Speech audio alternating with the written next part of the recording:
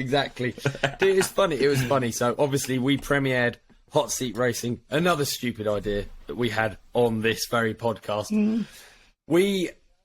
No, wait.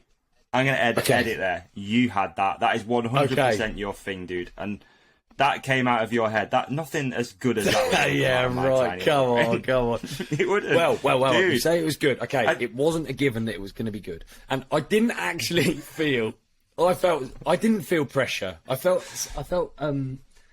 slightly unsure, but I thought ultimately this is the cool thing about Freedom Riders. Basically, we have such a cool group of people coming along that I thought if we laid out a big old poo sandwich. That, you know, they probably would have just said, Ollie, it was a poo sandwich. It tasted like poo, but thanks anyway. I think it would have been like that. A thanks anyway. Thanks for trying. Exactly, yeah. 10 out of 10 for trying. This time, swing and a miss. But thankfully, that didn't happen. But what I'm saying is I wasn't that on edge about it not working. But I don't think I pictured it. Maybe I did picture it working that good, but then also in my brain it's like a cartoon. But for me, from my perspective anyway, it was beyond anything that it worked so well. So much better than I thought it was going to work.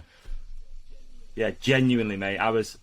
After that first under-16s race on the Saturday, I think that's when it was like, that's really, really good. Like, that was so interesting to watch, and like everyone there was fast, like just on it, just into those two young shredders. Dude, how battling. cool was it? So, to the listeners that weren't there, we chose a track. It's called Esperance at Rogate. Now, this is a track that's open all the time. It is approximate. It's tiny. I'll give you a track preview. It's a left, then a right, then a left, then a right, then a left, then a right, then a left, then a long right. That's it. It's 10 seconds long. It's 10 seconds long, and the idea was that we had half an hour we decided on the day. Half an hour, the clock started, we had as many runs as possible. We had invested in proper timing. Thank goodness. Thank God. I want to talk about that. Let's come back to that. I think that's actually really so interesting. we had proper timing, like World Cup timing. This is timing that goes down to, what is it? I'm too stupid. And again, he's too stupid. Milliseconds. Really fractional timing, which is all Fractional available timing. shortly on Roots and Rain, by the way, if you did want to go back and look up at load of numbers that you didn't race in or see. Maybe you don't. If you partook, probably you do. But, so we had the whole setup. We had the hot seat. We had smoke and lasers, courtesy of Craig, who ran the timing, who was... If I'm honest, he's the exact person that we required for this to come together. We had a PA system. 10 out of 10 We for had Craig. music. The stage was set. We had no practice. The kids dropped in. How good was it, dude? It was so good. It was almost too good. It's as if it was like really planned and like it was all ironed out beforehand. But yeah, it was almost too good. That if you'd have wrote a script for how you wanted that first event to go, that was it.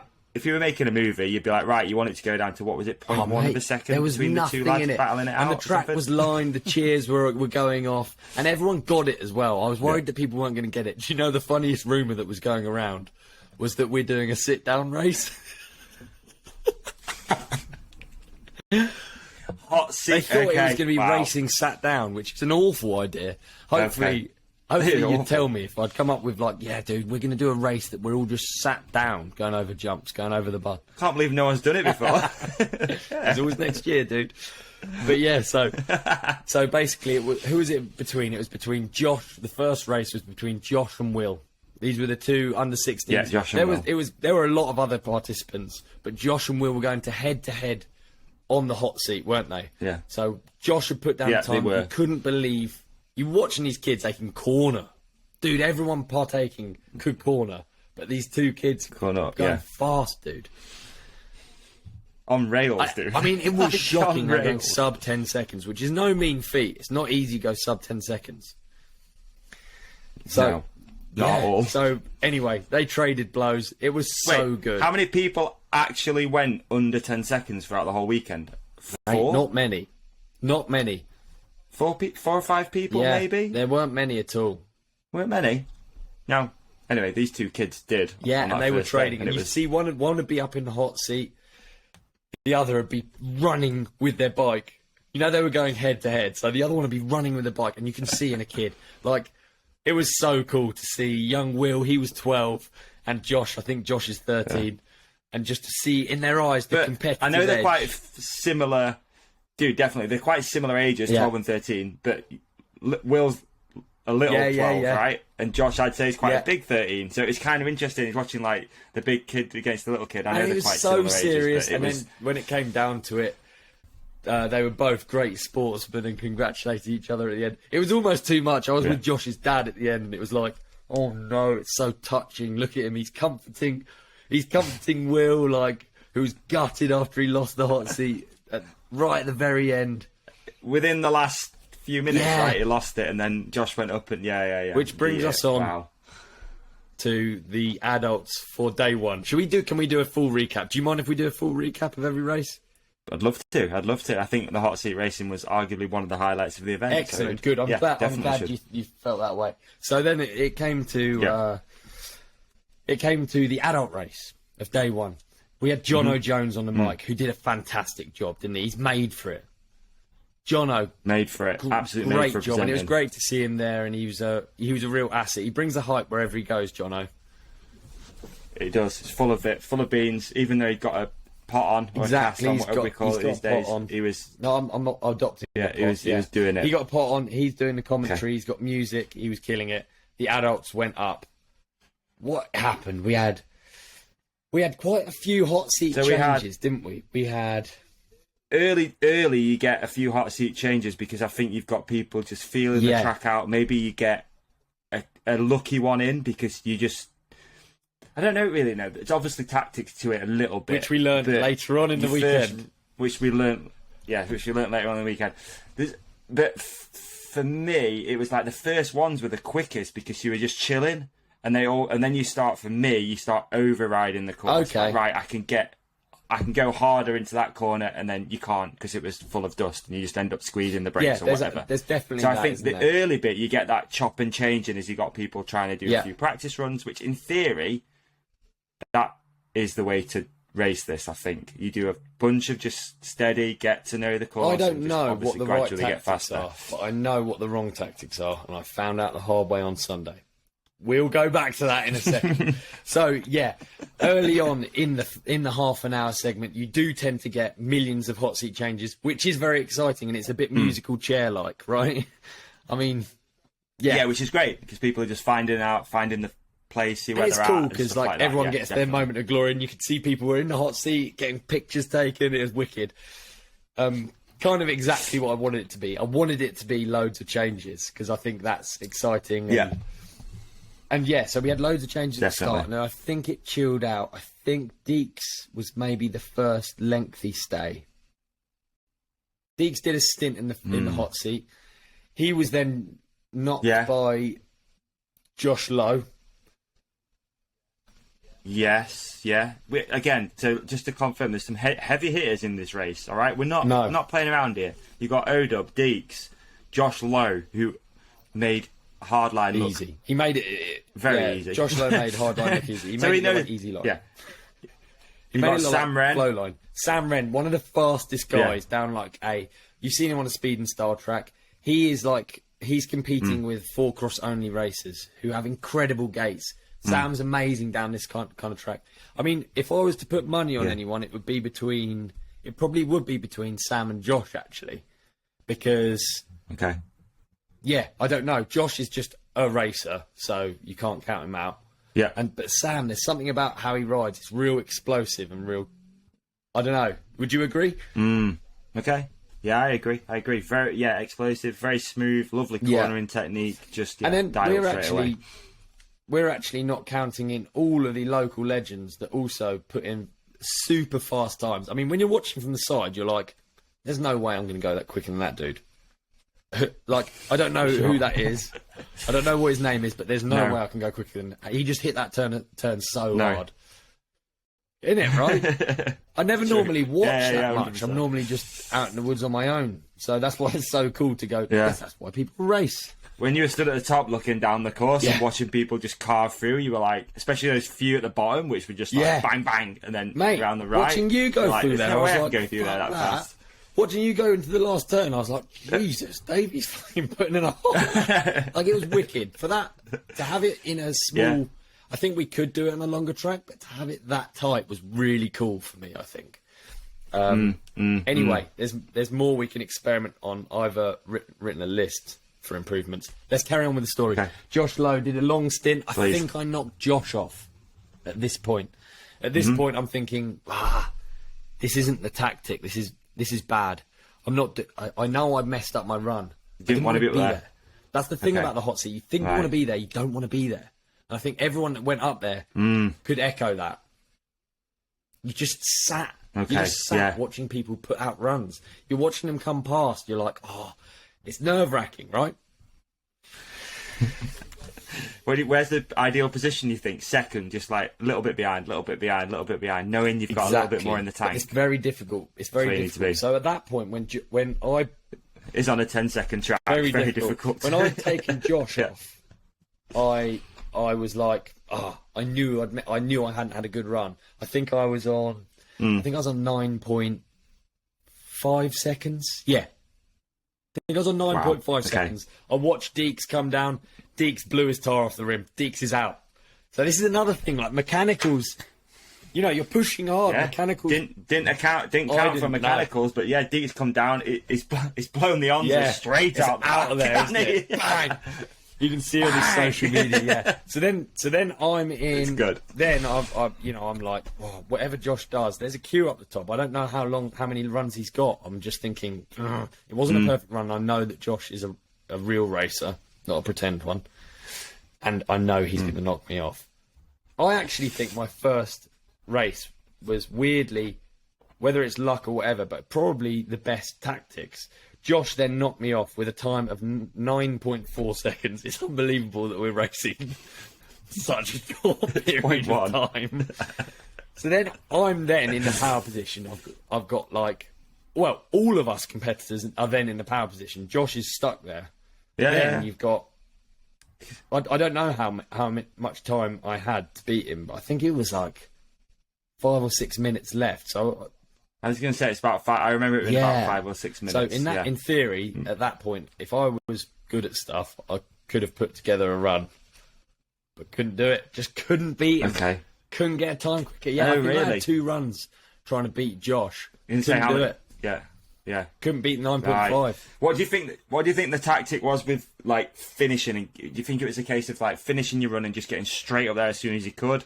Maybe a walk up there. It's really difficult. You know what I mean? So you've got a bit of time. Difficult because you want, basically, what you want in hot seat racing is you want options.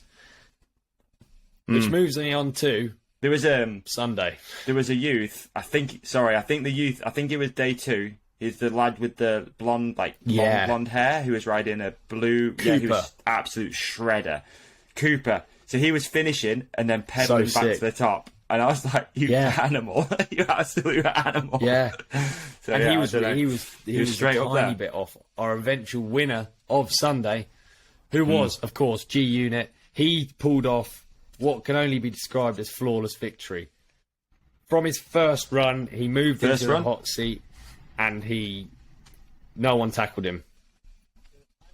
So the times were a little bit slower on the Sunday, weren't they? I think he won with a 9.9, still sub 10. Okay, I thought it was a little over, but that's insane. Okay, but even so, Josh's time, who on won Saturday, his times were a little bit over. But bear in mind, that's George's first run, so a little bit tired. It probably was. Yeah, I mean, Josh's time from the Saturday, he actually crashed over the line. So I mean, there's so many. How funny is it though that you're talking about like a 10-second track and there's so many it's so nuanced, and also when you're racing it, how much could you pay attention to every single mistake that you make? You can list it. You're like, I bogged into there, I overbraked there, I didn't crank well enough out of that turn. Very cool. You're right. Yeah, I think. But on the Sunday, the youths race, it was super tight because Josh was very so close. And again, Morgan, is that right? Yeah, he was like super close as well. And G Unit didn't have an easy time sat in that hot seat because it was like 0.1 here, 0.2. It was just He's having to check over his shoulder the whole time. It felt, although it wasn't any changes in the seat, it did feel it was still tense because it was that close every time. And every time those kids came down, you're like, is that it? No. Okay, back to the top again. So they were getting like, what, 8 runs, 8 or 9 runs per session? Seb got, like that. I think, 9 runs. I think he got the most runs in. Seb, he was close. He was close as well. I think, ultimately, George's flawless victory is just that's the first time that's happened in hot seat racing, and that should be the aim. Really, that's your perfect race. You think? First run knockout. Yeah, true. That is the perfect race. George ran a perfect race. On that day, he couldn't be beaten. It's undeniable. Yeah.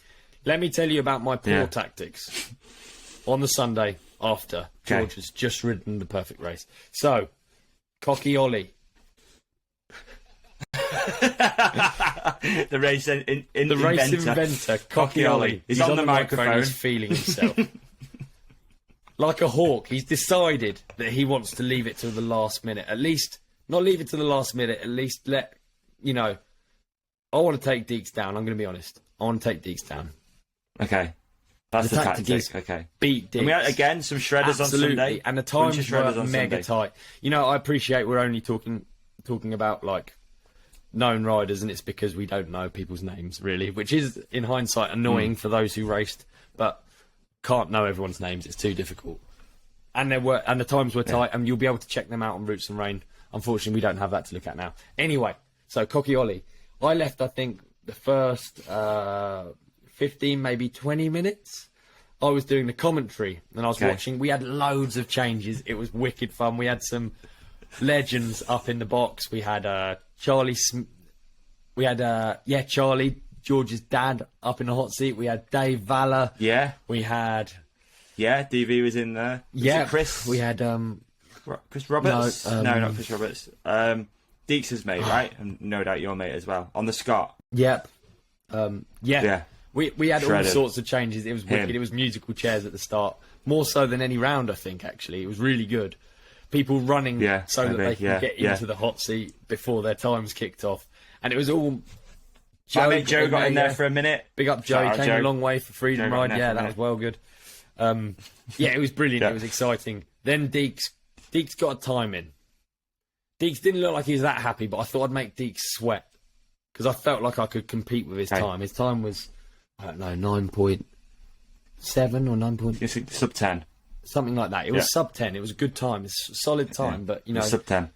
When you're racing on a track that small, it has to be a really good time if you're going to confidently sit in that seat, doesn't it? Right. So then I've left it a bit. Yeah. I've gone up. I've done a sighting lap because you're cold when you're going in straight in. Even if you've ridden it 100 times, you still can't remember what to do. I've done one lap. So the first one's a sighting lap. You knew that in your head. You weren't going all in on that first one. I was doing a sighting lap, and even though I knew it was a sighting lap, the walk past Deeks is very difficult.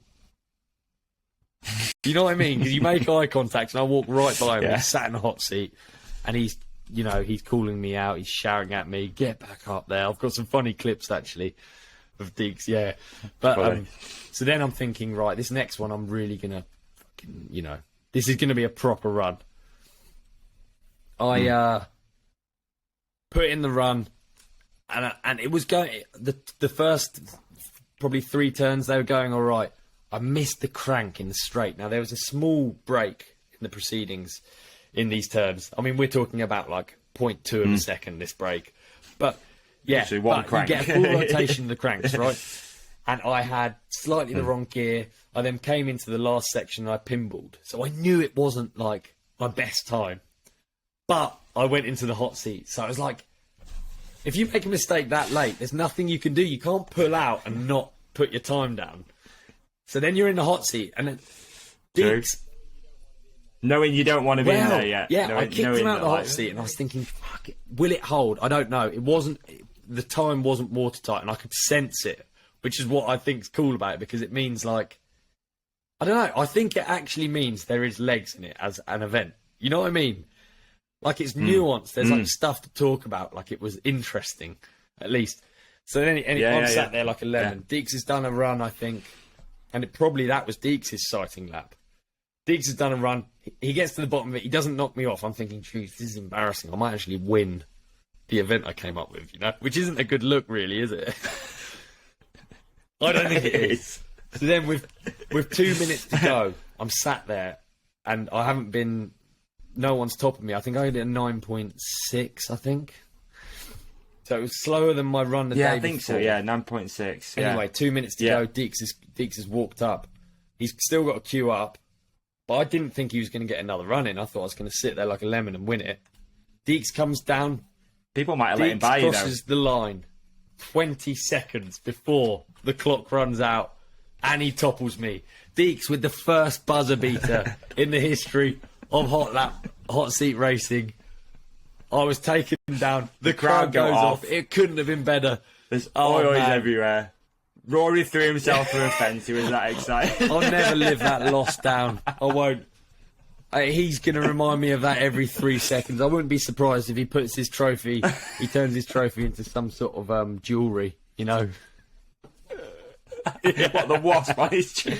Like exactly, Flavor Flav with a clock. But well done to Deeks for he's a worthy winner. Done, he's fastest man of the day. What can you say? Did you enjoy this clip? If so, please like and subscribe. The full episode is available by hitting one of the links on the screen right now, or type The Ride Companion into your favourite podcast app. We've even put links in the show description for you. Cheers!